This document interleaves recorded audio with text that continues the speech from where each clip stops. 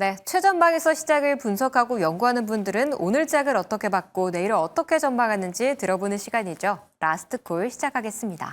오늘은 신한투자증권 리서치본부 노동길 연구위원 전화 연결돼 있습니다.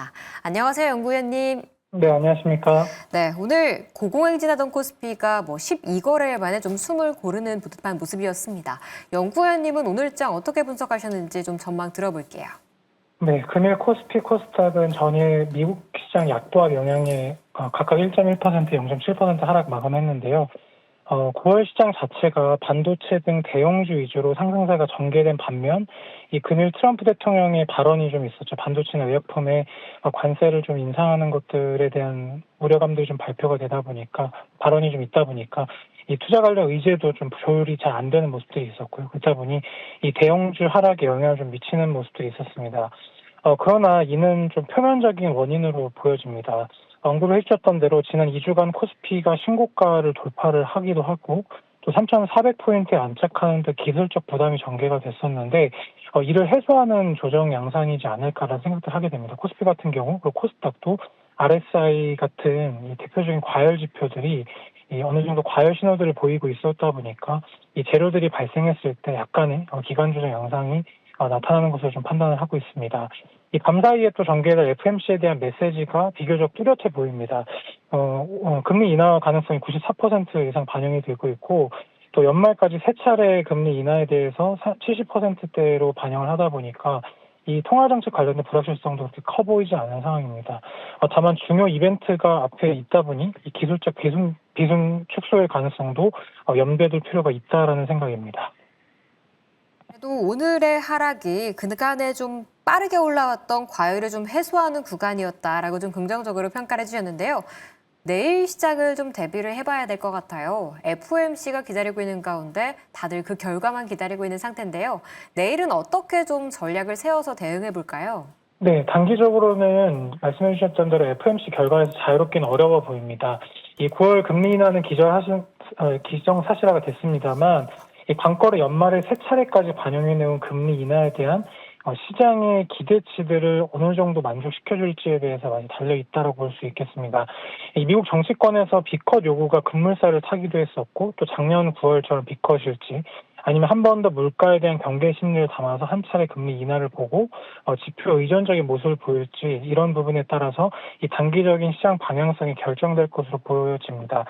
다만 현재 시장 상승의 추세 자체는 AI와 산업재 상승에 기대를 하고 있습니다.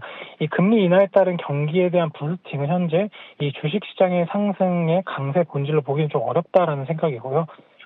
따라서 이번 FOMC 결과가 중기 추세 자체를 바꾸기는 어렵다고 동시에 생각을 하고 있습니다.